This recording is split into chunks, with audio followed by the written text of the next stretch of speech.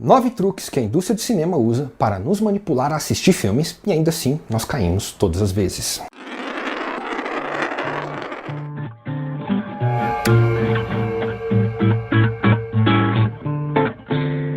Se você gosta desse tipo de conteúdo, não se esqueça de se inscrever no canal aí embaixo ou no ícone que aparece aqui no canto inferior direito. Hoje vamos falar sobre como o cinema é um negócio de risco. Filmes custam cada vez mais caro para produzir e os estúdios querem arrastar multidões para as salas de exibição e assim cobrir os custos, né? Onde eles mais gastam dinheiro é no marketing, ou seja, nas estratégias para nos convencer a ver os filmes. Vamos dar uma olhada em 9 delas. Número 1, hype.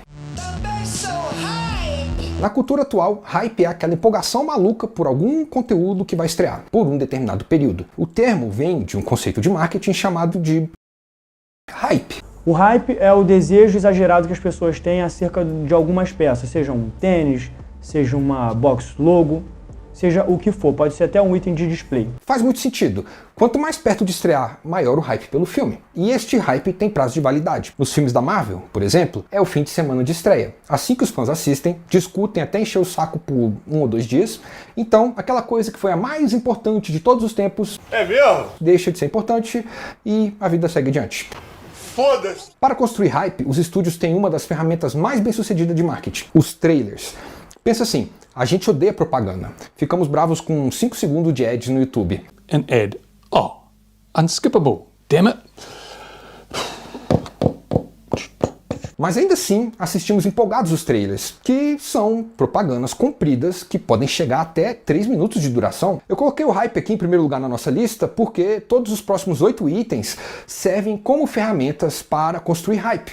Por exemplo, número 2, maior é igual a melhor. Lembra de Deadpool? Aquele filme foi feito com orçamento apertado. Whose balls did I have to fondle to get my very own movie? O diretor Tim Miller e o produtor e ator Ryan Reynolds se esforçaram muito para fazer aquilo tudo com pouco dinheiro. E até hoje o resultado é memorável. Arrecadou rios de dinheiro e se tornou parte da cultura popular como o personagem nunca tinha conseguido ser antes na história dos quadrinhos. I distinctly remember a phone call from someone at Fox who said, I don't know what the fuck's going on here. I've never seen this before. I don't know what this number is. Então, obviamente, o estúdio ofereceu mais dinheiro para fazer umas continuações, basicamente dizendo, façam mais e maior e mais grandioso. Aconteceu uma curiosidade de bastidores. Miller queria recusar o dinheiro a mais. Ele queria fazer algo com a mesma qualidade, sem desviar a atenção da história com todos os efeitos especiais que eles iam ter com esse dinheiro. Porém, o Ryan Reynolds brigou com ele porque ele queria que o Deadpool 2 fosse maior e mais espetacular. O diretor foi então trocado pelo David Leitch, que tem muita experiência em filmes de ação, o que aumentou a escala do filme. Big CGI fight coming up. Por outro lado, Deadpool 2 tem muito problema de ritmo para equilibrar a violência e o drama do personagem com a comédia. Basta lembrar que ele tem uma abertura musical super engraçada, que acontece logo depois que o anti-herói perde a namorada e tenta se suicidar. Com isso, nem a piada nem o drama funcionam, porque eles se anulam. Então Deadpool 2 é maior, mais espetacular que o 1, mas ainda é pior. Nesse termo ainda de espetacular, nós podemos falar já de, número 3, buzzwords. É o termo usado para aqueles chavões que viram moda por algum tempo. Por exemplo, durante o período de pandemia que nós estamos vivendo agora, algumas expressões viraram buzzwords, como o novo normal. Eu acho uma expressão bastante brega. Eu acho ela uma expressão de alguém que, na realidade, não entende muita coisa do que está acontecendo. Home office. Tem gente até que gostaria de trabalhar em home office para ter a impressão que ficou mais jovem 10 anos, 20 anos. Porém, na hora de fazer marketing de certos filmes, alguns chavões são usados para vender um conceito. Os casos mais fáceis de citar são trailers que descrevem diretores com buzzwords. Genial, inovador, visionário, espetacular, inverterá suas expectativas. Isso porque esses diretores conseguiram um certo status popular. Então, exaltar eles ajuda a criar o hype para um filme.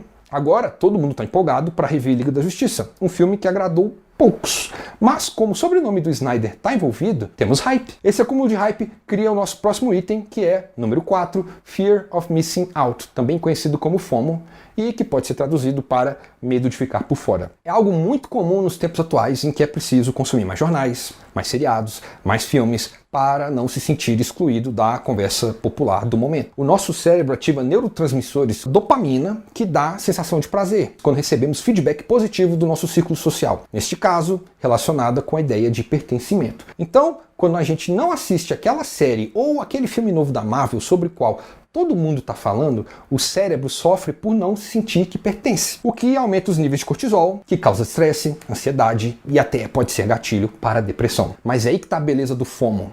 Uma vez que o marketing já conseguiu criar hype, o medo de ficar por fora vai surgir naturalmente. Eu mesmo posso falar de uma vez que 2 amigos me disseram que eu deveria ter assistido uma certa série na época que ela foi lançada na Netflix, mas eu assisti 1 ano depois e eu perdi o timing para conversar com eles. Onde está o erro nessa história toda? Está na sugestão deles de que eu deveria ter assistido uma série sem importar com os meus gostos, meu tempo ou minhas prioridades, apenas para participar daquela conversa. Mas, convenhamos, gente, a ideia é que nós assistamos séries e filmes, que a gente leia quadrinhos, livros e jogue videogames porque eles nos providenciarão prazer. Mas o medo de ficar por fora transforma essas atividades em trabalho. Agora você tem prazo para assistir, ler, jogar e poder comentar sem ficar por fora. Fica aqui a dica do vídeo When Does Play Become Work, do falecido canal PBS Idea Channel, em que é explicado como nós não escolhemos o que consumimos, apenas seguimos o que está na moda e deixamos de nos divertir. Or else they are an outsider. They don't belong. They're missing out. And so consuming the culture that is made for them becomes not unlike a responsibility. Meio assustador, né? Número 5, companhias amigas. Essa talvez seja a ferramenta que eu menos gosto. As pessoas tratam as empresas que fazem filmes como outras pessoas. Mas, deixa eu dizer uma coisinha, gente. A Disney não é sua amiga. Ela é uma empresa que mastiga e cospe diretores fora. Basta lembrar da polêmica com Edgar Wright, quando ele estava fazendo Homem-Formiga, ou da dupla Phil Lord e Christopher Miller, quando eles estavam fazendo Han Solo. Dentro da Disney tem uma empresa menor chamada Pixar, que foi fundada por um assediador. Minha recomendação é essa: não diga que confia nesta ou naquela marca. A marca não se importa com você. Se você quer confiar no que define a qualidade de filmes, confie em artistas e tenha precaução ao acompanhá-los. Então, se um filme de alguém que você gosta não se equipara às suas expectativas, o artista não é um lixo. Ele é só uma pessoa que pode ter cometido um erro. Número 6. Filmes que são episódios. Devido ao sucesso cada vez maior de TV e de séries, o cinema está no processo de tentar pegar elementos da telinha e adaptá-los para a telona. Começou com a Marvel. Cada filme era também um episódio introdutório dos personagens para chegar no final da temporada, que no primeiro ciclo foi um filme dos Vingadores. A Warner tenta fazer agora a mesma coisa, apresentar o Godzilla em um filme e o King Kong em outro, e vamos ter o final da temporada, Godzilla vs Kong. A Universal tentou fazer o Dark Universe com Tom Cruise em A Múmia. Alguém lembra disso? Fragmentado não era um filme por si só, era um episódio que criava espaço para que vidro fosse feito depois. Então, aquele ingresso que você paga para ver um filme foi gasto em um capítulo de TV incompleto. Número 7.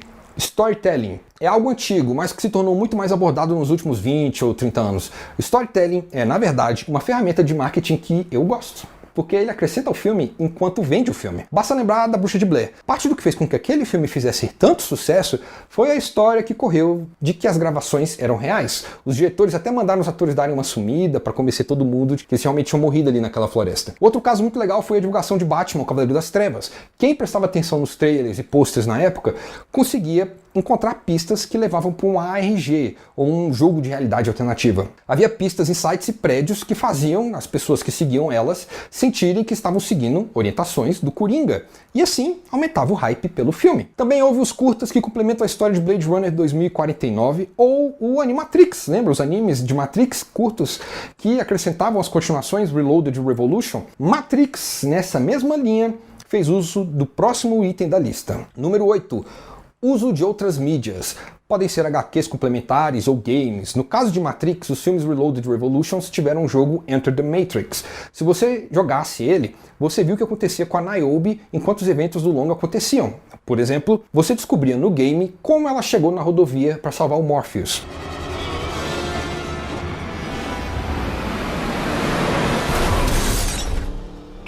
O meu caso favorito foi o filme Scott Pilgrim contra o Mundo, que teve um game excelente, assim como uma animação de 3 minutos produzida pelo Adult Swim. Vale lembrar também que o Christopher Nolan participou da produção de uma HQ que era complementar ao Interestelar, e o filho do Alfonso Cuarón dirigiu um curta ligado ao filme Gravidade. Número 9. Colocar os astros para atuar na campanha.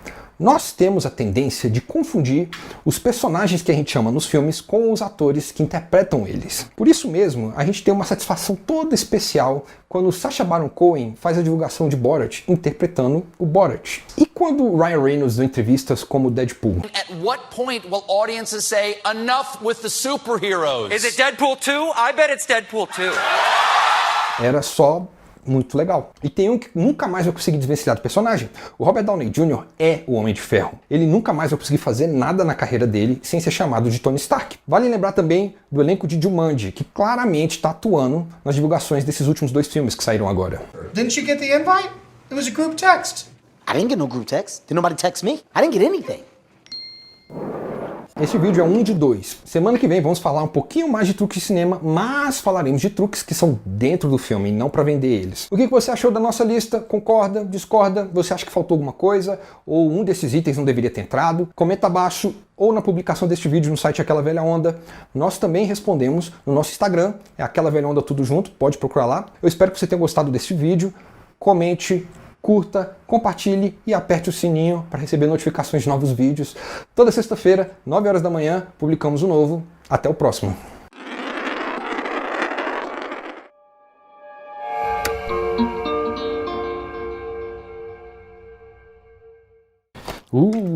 Quase que fui, hein? Eita.